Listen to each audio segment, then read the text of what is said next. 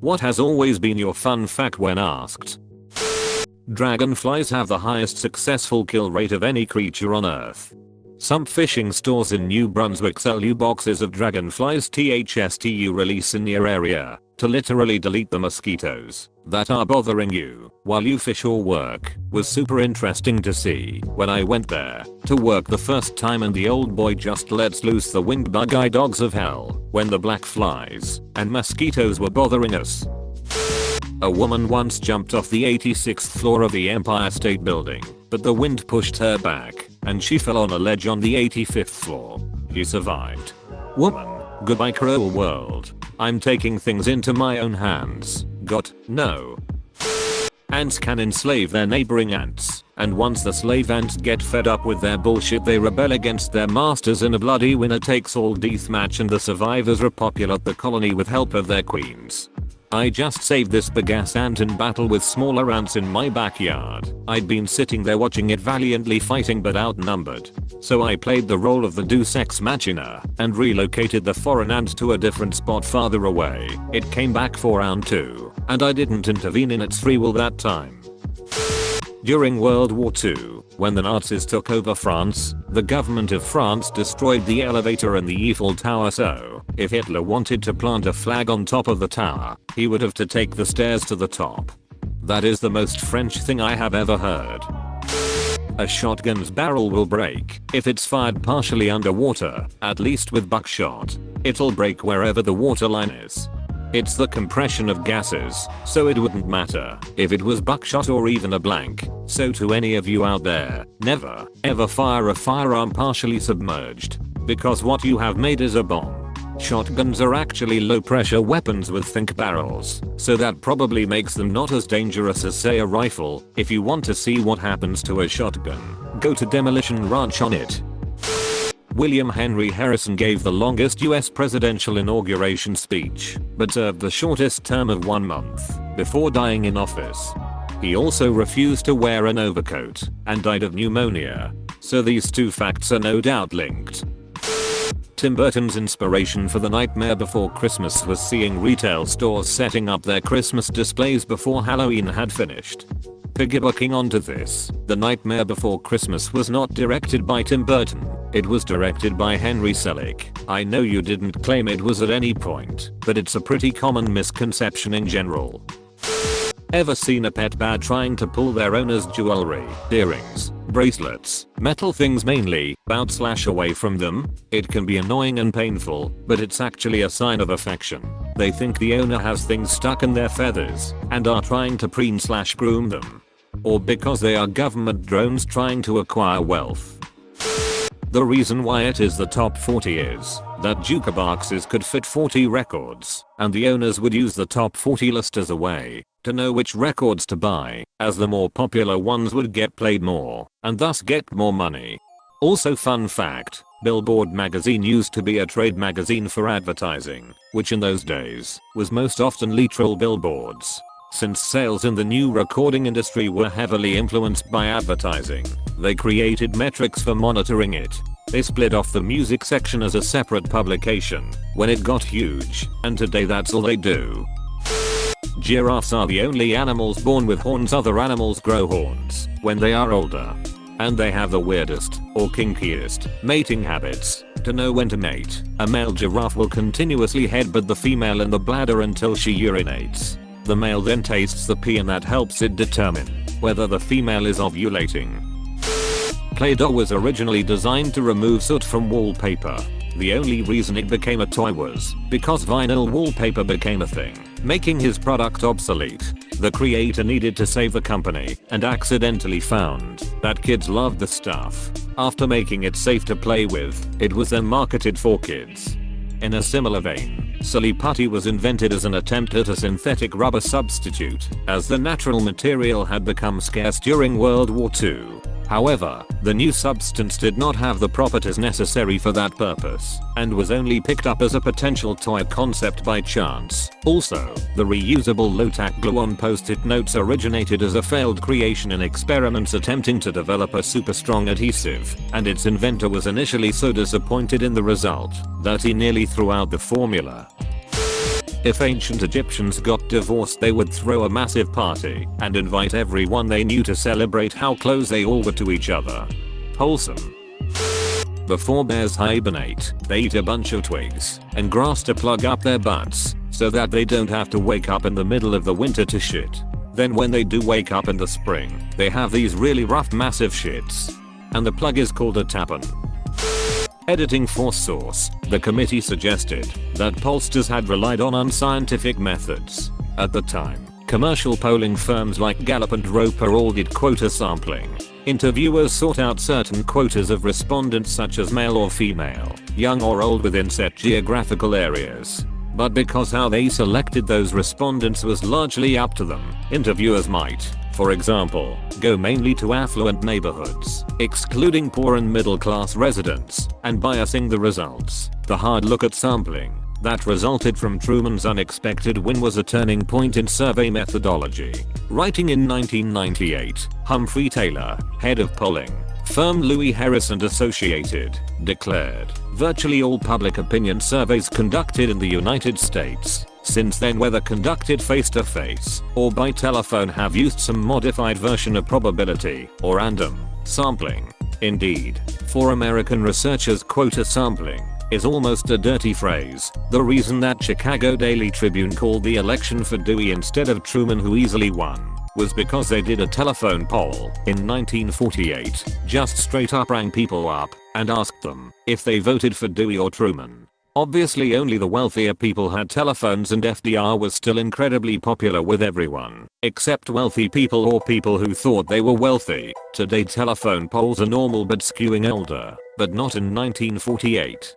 I don't see how they do telephone polls nowadays. Everyone I know doesn't pick up unless they know the number. It would take 1,200,000 mosquitoes, each sucking once, to completely drain the average human of blood. I'm not sure this is fun to me. A second is called a second because it is the second division of the hour by 60, the first division being a minute. Wyoming only has 2 escalators. Cheetahs can sprint for about 17 seconds straight. After that they have to stop because they generate so much heat from the exertion that if they continued running they would literally cook their own brains.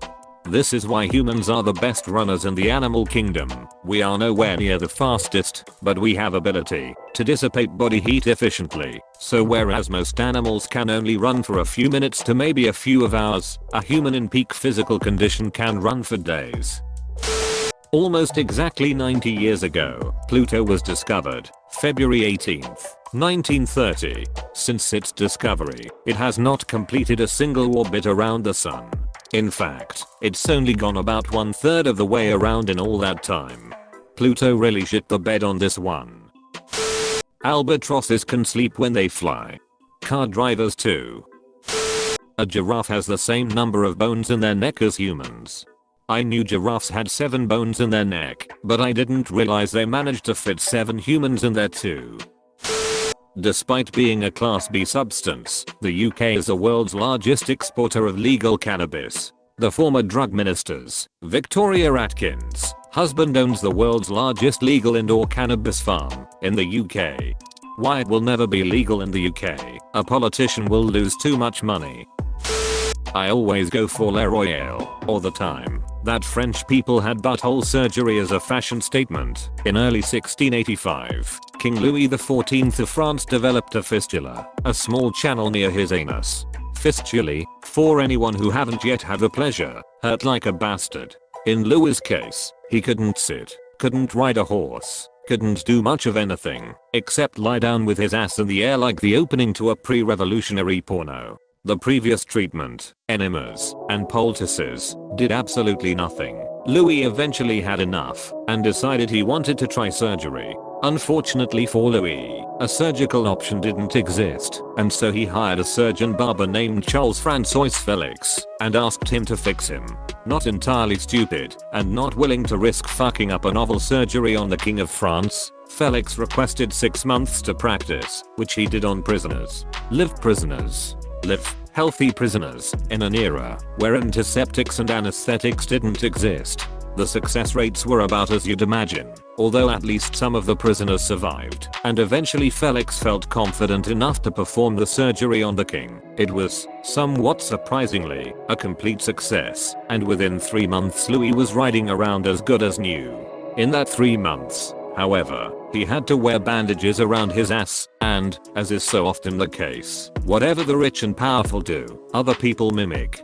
Perfectly healthy French nobles paid Felix absurd amounts of money to go under the knife themselves, fixing fistulae that weren't even there, just so they could get in on this latest fad, and those who couldn't afford it, or who weren't willing to have butthole surgery in the name of fashion, would fake it, wearing bloody bandages, and claiming that they'd suffered the same ailment, and shelled out the cash to have it fixed. It was a ridiculous form of conspicuous consumption.